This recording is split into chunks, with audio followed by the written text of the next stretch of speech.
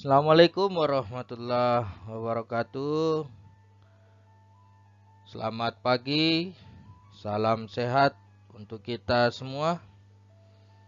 Hari ini kita akan melanjutkan perkuliahan kita untuk mata kuliah pengantar akuntansi 1. Kita akan membahas siklus akuntansi tahap pencatatan bagian 1. Sebelum kita mulai, saya akan mengingatkan kembali kepada kita semua tentang visi dan misi Fakultas Ekonomi dan Bisnis Universitas Muhammadiyah Palopo. Visi menjadi fakultas yang unggul dan islami dalam bidang ekonomi dan bisnis berbasis sosio-teknopreneur pada tahun 2030. Untuk mencapai itu, kita telah menetapkan misi yang pertama, menyelenggarakan pendidikan dan pengajaran yang berkesinambungan dengan mengoptimalkan pemanfaatan teknologi. Yang kedua, menyelenggarakan penelitian dalam bidang ilmu ekonomi, bisnis, dan teknopreneur yang berkontribusi terhadap perkembangan ilmu pengetahuan dan masyarakat. Yang ketiga, menyelenggarakan pengabdian kepada masyarakat melalui penerapan ilmu dan bisnis dengan prinsip pemberdayaan masyarakat. Yang keempat, mengembangkan kerjasama dengan berbagai stakeholders menuju fakultas yang unggul dan berdaya saing. Yang kelima, meningkatkan pemahaman dan pengamalan nilai-nilai al-Islam kemuhammadiyahan kepada seluruh sivitas akademika. Sedangkan untuk visi dan misi program studi akuntansi, visi prodi akuntansi yang pertama yaitu adalah menjadi program studi akuntansi yang unggul dan islami berbasis sosio-teknopreneur pada tahun 2030. Untuk mencapai itu, kita telah menetapkan misi yang pertama, menyelenggarakan pendidikan dan pengajaran dalam bidang ilmu akuntansi yang berbasis teknologi digital. Yang kedua, menyelenggarakan penelitian dalam bidang ilmu akuntansi dan teknopreneur yang berkontribusi terhadap perkembangan ilmu pengetahuan dan masyarakat. Yang ketiga, menyelenggarakan pengabdian kepada masyarakat melalui penerapan ilmu akuntansi dengan prinsip pemberdayaan masyarakat. Yang keempat, mengembangkan kerjasama dengan berbagai stakeholders dalam dan luar negeri menuju program studi akuntansi yang unggul. Yang kelima, meningkatkan pemahaman dan pengamalan nilai-nilai al-Islam kemuhammadiyahan kepada seluruh sivitas akademika.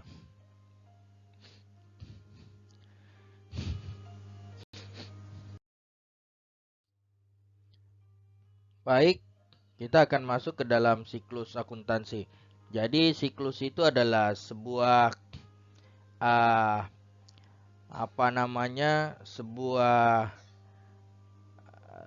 proses yang dimulai dari sebuah transaksi kalau kita di akuntansi, kemudian selanjutnya pengidentifikasian dan pengukuran transaksi, selanjutnya adalah pencatatan, penggolongan, pengikhtisaran, pelaporan. Itu singkatnya. Secara jelas kita bisa lihat di sini. Yang pertama, identify transaction, kita mengidentifikasi. Yang kedua adalah record journal entry. Yang ketiga, post ledger entry. Yang keempat, unadjust trial balance. Yang kelima, adjust entry. Yang keenam, adjust trial balance. Yang ketujuh, financial statement. Yang kedelapan, close your book. Maksudnya adalah tutup buku, ya, jurnal penutup, seperti itu. Nah, kegiatan-kegiatan ini adalah kegiatan dan dokumen atau catatan laporan yang kita lihat dan kita perhatikan di dalam siklus akuntansi.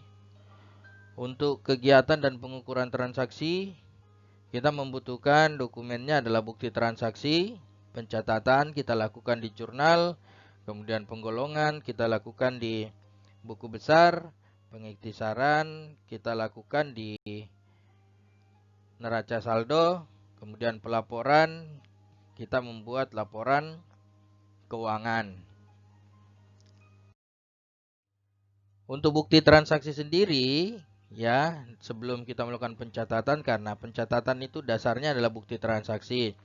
Jadi bukti transaksi itu ada bukti pengeluaran uang atau kas, kemudian ada bukti penerimaan uang atau kas, yang ketiga adalah bukti jurnal, dan yang keempat adalah bukti transaksi lainnya.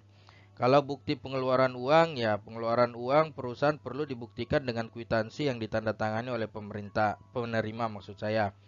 Jika pengeluaran uang itu dilakukan dengan cek, maka struk yang tertinggal dalam buku cek dapat dijadikan sebagai salah satu bukti transaksi. Nah, teman-teman yang biasa melihat cek, jadi cek itu kan ada dua tuh. Ada yang diberikan ke orang yang akan mencairkan uang dan ada struk yang tertinggal potongannya. Nah, itu bisa kita jadikan sebagai bukti.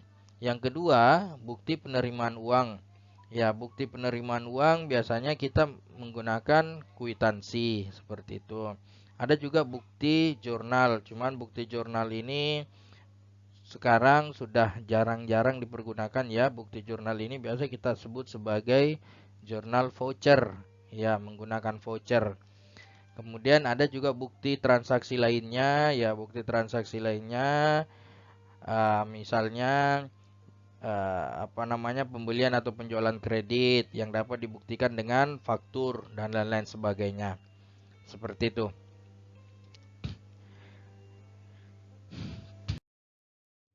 Nah, jurnal umum, proses pencatatan transaksi ke dalam jurnal itu disebut penjurnalan atau journalizing. Prosedur yang ditetapkan untuk jurnal umum adalah sebagai berikut. Yang pertama, pada poin A, kita melihat di poin A, yang pertama di poin A itu adalah setiap halaman jurnal diberi nomor urut untuk referensi. Jadi bagian atas kanan itu kita berikan keterangan halaman berapa. Setelah itu pada poin B, tahun dicantumkan sekali saja pada baris paling atas dari kolom tanggal di setiap halaman jurnal, kecuali apabila dalam halaman tersebut tahunnya berubah. Nah, itu ya tahunnya. Kemudian pada poin C, bulan dicantumkan sekali saja pada baris pertama sesudah tahun dalam kolom tanggal di setiap halaman, kecuali dalam halaman tersebut bulannya berubah. Kalau berubah ya kita ganti. Seperti itu. Ini ya. Ini bulannya. Yang tadi ini adalah tahunnya. Tadi halamannya kita taruh di sini pada poin A. Ya. Kemudian poin D, tanggal dicantumkan sekali saja pada kolom tanggal. Ini sekali saja. Kalau misalnya transaksinya ada 5, ya kita tulis sekali saja. Jangan 2. Seperti itu, sekali saja.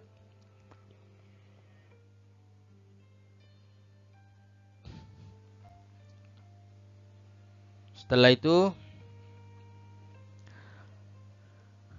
pada poin E, nama akun yang didebit dicantumkan pada tepi paling kiri.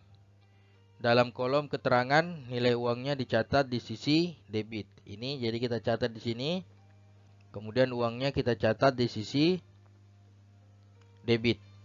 Ya, kemudian poin F, nama akun yang dikredit dicantumkan di bawah agak ke kanan, Ini dia. Kemudian nominalnya kita tulis di sisi kredit.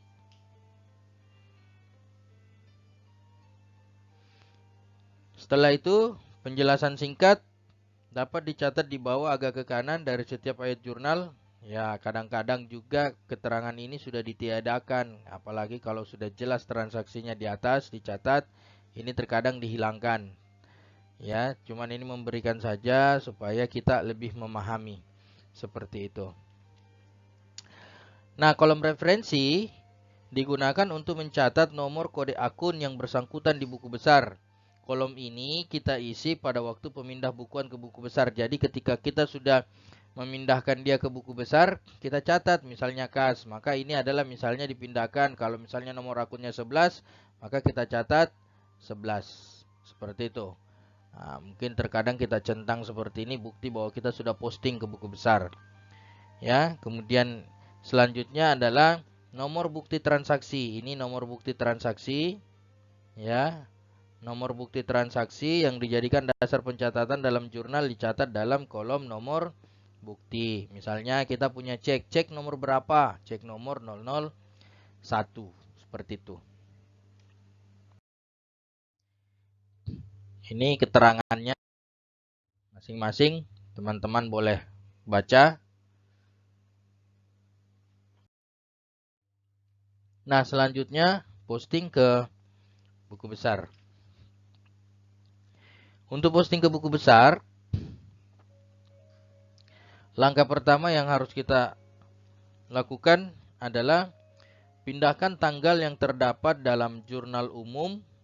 Ya, tanggal, ini adalah tanggalnya 2 Januari, kita pindahkan ke sini. Ya. Kemudian pindahkan jumlah yang didebit dalam jurnal umum ke dalam kolom debit di akun kas. Ini kita pindahkan. Ini ya. Kita pindahkan ke sini. Seperti itu. Setelah pemindahan ini, hitung saldo akun yang bersangkutan dan tuliskan hasilnya dalam kolom saldo. Ini ya. Setelah itu, catat kode akun dan halaman jurnal ke dalam kolom referensi di akun kas. Kode untuk jurnal umum adalah JU, sedang halamannya adalah 1. Nah, kita catat. Ini JU halaman 1. Maka keterangannya adalah JU1, artinya jurnal umum halaman 1. Ya.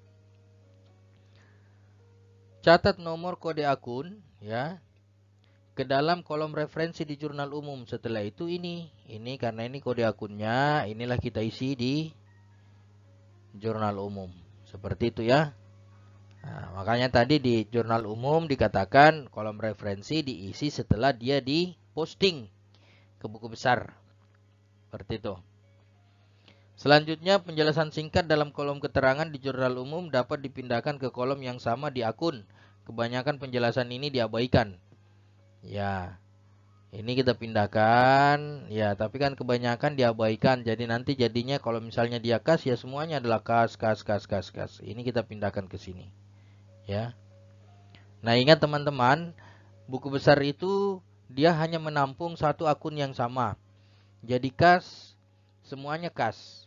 Jadi kalau misalnya buku besar kas, maka transaksi piutang itu tidak bisa masuk. Kecuali ada kas yang berhubungan, baru masuk di dalam situ. Seperti itu. Ada pembelian, ya tidak bisa masuk pembelian itu, akun pembelian. Yang boleh masuk adalah berapa uang yang kita keluarkan untuk melakukan pembelian itu. Nah, itu adalah akun kas. Seperti itu teman-teman. Nah, untuk memudahkan kita, mari kita melihat contoh pencatatan dengan jurnal. Silakan teman-teman buka bukunya, buku akuntansi suatu pengantar, Soemarso SR edisi 6 di halaman 83 sampai 84. Ada 12 transaksi yang akan kita catat di salon Ayu. Nah, sebelum kita melakukan transaksi, maka yang pertama kali kita buat adalah chart of akun atau bagan akun. Kenapa kita perlu membuat chart of akun? Supaya pada saat melakukan pencatatan kita tidak pusing, oh ini harus dicatat di akun apa, ini harus dicatat di akun apa. Tidak seperti itu lagi. Jadi begitu kas keluar, oh kita catat di akun kas. Begitu ada perlengkapan, oh kita catat di perlengkapan dan lain-lain sebagainya. Begitu teman-teman. Nah, untuk salon Ayu sendiri, ini adalah bagan akunnya. Jadi bagan akun untuk akun neraca atau laporan posisi keuangan dan bagan akun untuk akun laba rugi. Ya, seperti itu. Ini adalah akun-akun yang kita gunakan. Nah, sebelum kita melakukan pencatatan, yang pertama yang harus kita lakukan adalah penelitian transaksi. Jadi kita harus meneliti itu transaksi. Maksudnya kita melihat ini transaksi dia berpengaruhnya kemana dan lain-lain sebagainya. Oleh karena itu, dalam penelitian transaksi, yang pertama yang harus kita lakukan adalah satu, tentukan jenis akun yang dipengaruhi oleh transaksi. Apakah dia akun aset, liabilitas, ekuitas, pendapatan, atau beban. Yang kedua, tentukan nama akun yang dipengaruhi oleh transaksi. Yang ketiga, tentukan akibat transaksi terhadap akun. Apakah dia bertambah atau berkurang. Nah, di sini teman-teman harus benar-benar memahami tentang saldo normal. Pekan kemarin kita sudah berbicara tentang saldo normal. Teman-teman harus paham betul saldo normal. Kenapa? Karena ketika teman-teman tidak memahami saldo normal, maka yakin dan percaya akan agak susah Anda untuk melakukan penelitian transaksi. Contoh misalnya, kas itu kalau bertambah dicatat di mana sih? Dia pasti dicatat di sisi debit. Tidak mungkin ke kredit ketika kas itu bertambah. Ketika dia ke kredit, ketika kas itu bertambah, maka yakin dan percaya Anda sudah salah. Nah, di dalam akuntansi, ketika kita melakukan jurnal umum dan sudah salah di dalam jurnal umum, maka yakin dan percaya semua laporan keuangan pasti akan salah. Seperti itu. Makanya penting melakukan penelitian transaksi di dalam siklus akuntansi. Karena siklus akuntansi itu adalah sebuah proses. Kalau di depannya salah, ya yakin dan percaya pasti juga akan salah. Seperti itu. Kalau kita hanya makan nasi dan lauk saja tanpa ada sayur-sayurnya, maka yakin dan percaya Anda pasti akan susah untuk BAB. Kan seperti itu. Kalau kita bandingkan dengan dalam kehidupan kita. Seperti itu. Ya. Nah, yang keempat, tentukan debit atau kredit atas akun yang dipengaruhi oleh transaksi. Yang kelima, tentukan jumlah yang didebit, yang dikredit dan yang dikredit. Dan yang keenam, catat jumlah debit dan jumlah kredit dalam jurnal. Nah, ini adalah penelitian transaksi untuk Salon Ayu. Teman-teman yang punya bukunya juga bisa dilihat di buku Soemarso edisi 6 halaman 85. Saya langsung copy saja foto biar lebih memudahkan kita. Seperti itu. Ini sampai transaksi 6. Ini transaksi 7 sampai transaksi 12. Nah, ini ya teman-teman, ini lebih memudahkan kita kalau misalnya kita menggunakan ini. Setelah itu baru kita masuk ke dalam pencatatan di jurnal umum. Jadi teman-teman semua, pencatatan transaksi pada dasarnya itu ada dua. Terkadang kita menggunakan jurnal umum dan terkadang kita menggunakan jurnal khusus. Namun jurnal khusus itu banyak kita gunakan di perusahaan dagang. Kalau kita di perusahaan jasa, kita banyak-banyak menggunakan jurnal umum. Kenapa? Karena sangat memudahkan kita di dalam proses pencatatan hingga akhirnya penyusunan laporan keuangan. Seperti itu.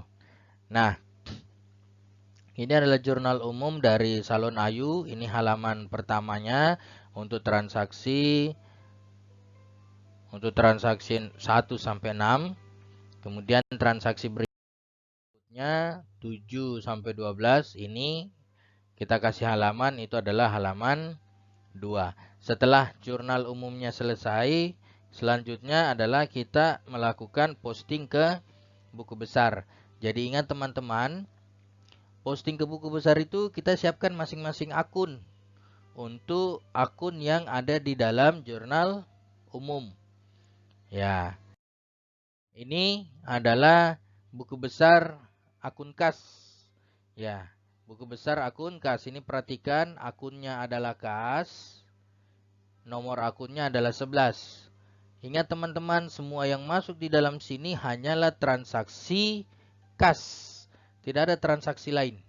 Ya, semuanya kita masukkan. Ingat ketika dia bertambah, ini setoran modal dari debit ke debit, teman-teman. Ketika ada kredit, maka dia pasti akan berkurang, ya.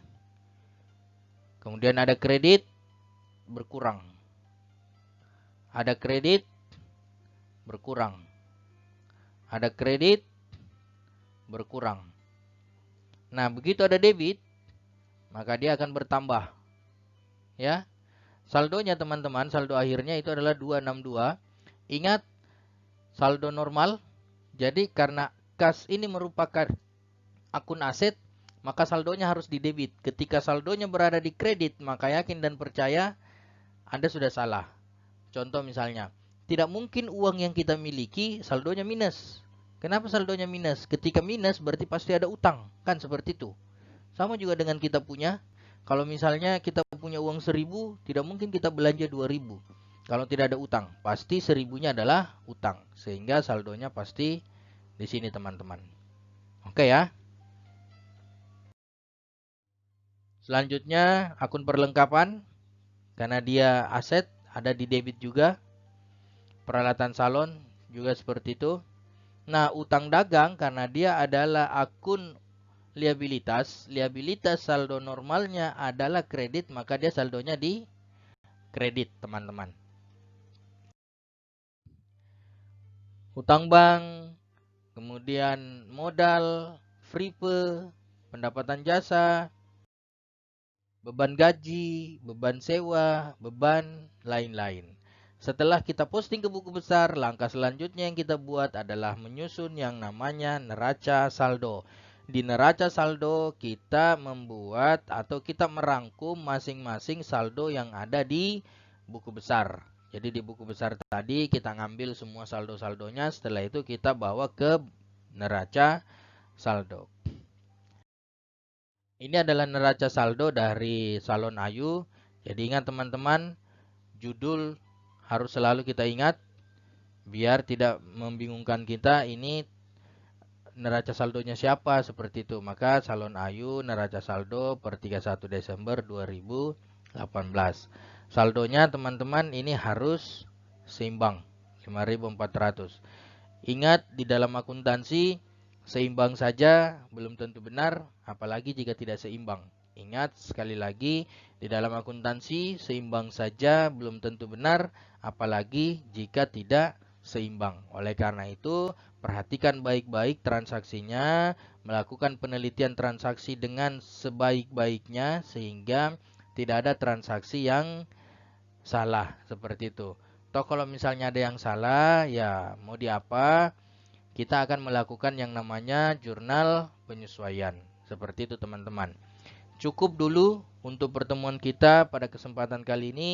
Berikutnya kita akan membahas tentang teknik jurnal 2. Teknik jurnal 2 itu kita akan membahas tentang jurnal penyesuaian, kemudian neraca lajur, dan yang terakhir adalah laporan keuangan. Seperti itu teman-teman. Sekian pertemuan kita hari ini. Semoga ada manfaatnya. Billahi fi sabilil haq, fastabiqul khairat. Assalamualaikum warahmatullahi wabarakatuh.